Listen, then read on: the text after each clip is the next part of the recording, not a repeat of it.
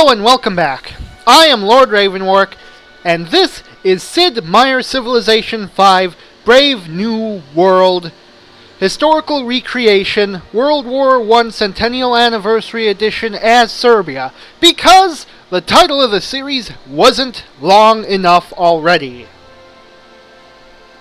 It is episode 95, and we're about to move on Antwerp. Antwerp, of course, is in the Flanders region of Belgium, which is the Dutch-speaking part of the country. For those of you who don't know, Belgium is split into 3 communities. Most of it is split about halfway between the Flemish and the Walloons, the Flemish being the Dutch speakers and the Walloons being the French speakers, with a smaller third community of German speakers within the country. There's not really a specified national language in Belgium, because about half of them are Dutch speakers, half are French. Though French is kind of a lingua franca, I think. I don't know. I've never actually been to Belgium. I've never been to Europe before. I have been to Australia. I am getting really off track. Anyways, the point I'm trying to make is the Dutch name for Antwerp is Antwerpen. I pronounced that weird. It's Antwerpen. And I just realized, Antwerpen 9-5. I'm going to embarrass myself here, but this is just too big an opportunity to pass up. Antwerpen 9-5, you can get that satisfaction. I don't actually know how this song is going. Okay, yeah. Now that that's out of the way, let's actually get to business. Enough Antwerpen 9-5. So, we want to take Antwerp before we start negotiating peace. In order to do that, though, we need to get rid of these 7 Belgian levy regiments, who of course outnumber our troops, and we are running a deficit of 40 GPT that will last for 9 turns, although, is it actually supposed to be 40? I suspect one of our trade routes might have expired. Yeah, it looks like it. So it's not actually a 40 GPT deficit. I just need to re-establish whichever trade route it is that expired. But in the meantime, let's just keep moving troops up towards the front line. I have my fan up way too high. Although once you have it high and you turn it down, it just sounds weird, like it's not supposed to be that quiet. Which is a little bit disconcerting, though in the long run, not really that big a deal. I'm doing this so I can get another artillery into bombardment range. They're not going to be able to attack it because these guys can only move 2 tiles. If they move in, we'll be able to blast them to pieces with just tons and tons of units here. The only one of our units that can be attacked by them, by the levies, is this one Gatling gun here. They can attack us freely with their planes, which I'm not sure where they are. I think they're in this area or something like that.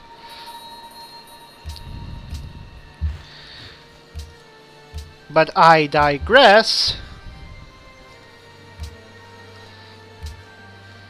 We want to wipe out these enemy force, then make a move on Antwerp, much in the same way we did with Brussels. There you are. You were trading with Washington at 19 GPT.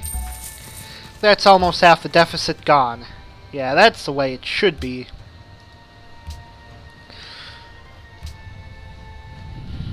Okay, next turn. Show us what's going to happen. Will the Belgians move up? Will they continue bombarding Brussels with bombers? like an idiot. Because seriously, that's probably the dumbest unit they could be attacking. They should be trying to... You know, I'm really starting to get kind of frustrated by the diplomacy of the world right now. Everyone is just such a dick. Yeah, I mean, you weren't my first choice, but my first choice, who is of course me, couldn't have possibly won, so taking that into account, you were the better choice. Because you are legitimately friendly. So, whatever, you're welcome. You're welcome. It's always good to get on the good sides of the people in power if you're not able to be the people in power yourself.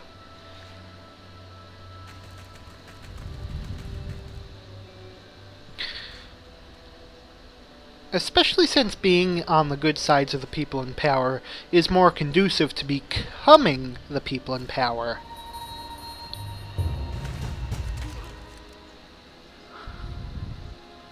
Oh, are they actually starting to attack some of our units with their planes?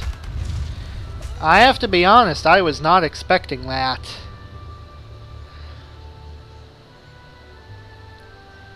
Now see, I like planes in this game, and I like the battle animations. But the plane battle animation... And there's nothing wrong with the animation itself, it just takes forever, especially if you've got an AI who's sending like a dozen planes against you at once. God, that takes forever. You guys probably have played Civ 5 before. Well, I don't know, maybe not, but someone out there has to know what I'm talking about, right?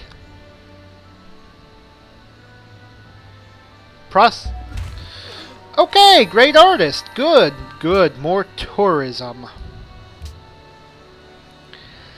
And Polana recognizes my great artist. I guess we had a mission for that with Polana. Toyakuni Utagawa. Toyakuni Utagawa.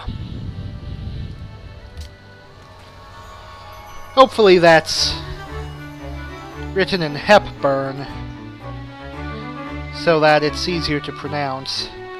Sumo wrestler Samagahana Fuchiaman. It's probably in Hepburn. Hepburn, by the way, is the name of a style of romanization for the Japanese language, because obviously they have their own alphabet, and so, you know, romanization is just putting a non-Latin alphabet script and rewriting it in the Latin alphabet. And Hepburn was made by some guy named Hepburn, and it's supposed to be like more accurate for pronunciation than the official state-sponsored romanization of Japanese or something like that. I don't know. I'm not an expert in Japanese romanization, but whatever. It's something like that. What was I going to do? I was going to go here, right? We got a new great work. We're finally starting to get influence. We're almost fully influential over Russia, but we're going to need a lot more if we want to make a dent here. And just a minute. Yeah, God, look at Belgium there. We are never going to overtake them naturally within the span of this game. If we want any hopes of winning via cultural victory, which, honestly, I'm not holding my breath for, we need to fully kill them. Luckily, I'm in the middle of doing that. So that's not a problem. Okay. Where did this new one go? I know I've got it somewhere. There you are. So you want stuff from the same Civ in the same era? I think this would work. We could switch this stuff, right? Wait. Nope, I think I switched the wrong ones. This is wait. What?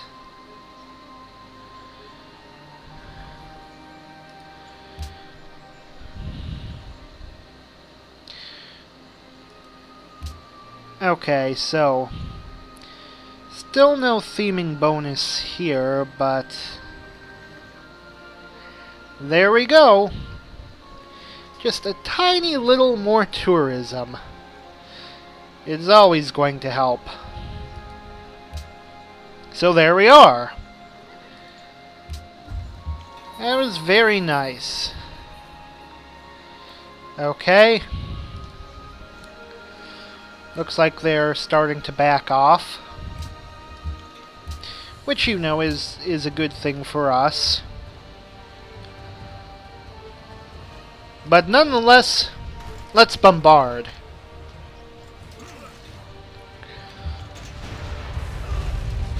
So, anyways, there's a unhappiness penalty because our happiness just dropped a bit too low, which is annoying. But anyways,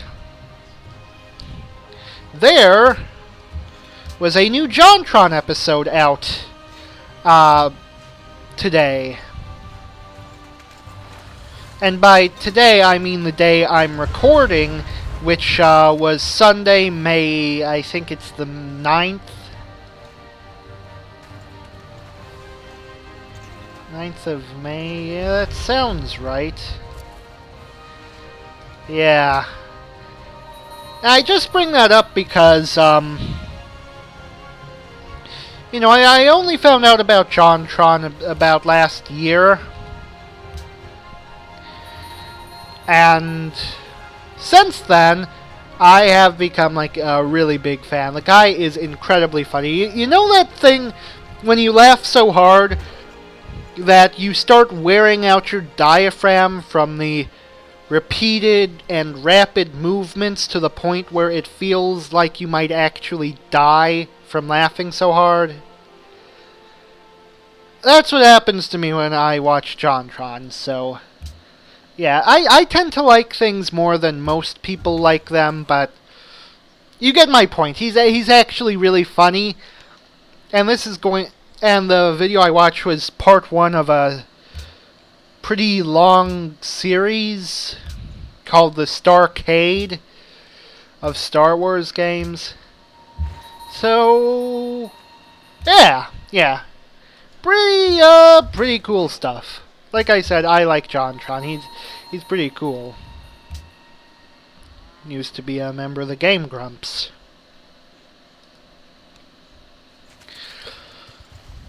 But he left that to go and do his own JonTron thing, which is like a retro review video. And honestly, I'm okay with that because, let's face it, I might be a Let's Player here, but the internet is just flooded with Let's Players and game streamers and stuff like that. You know what I mean. Okay, next turn.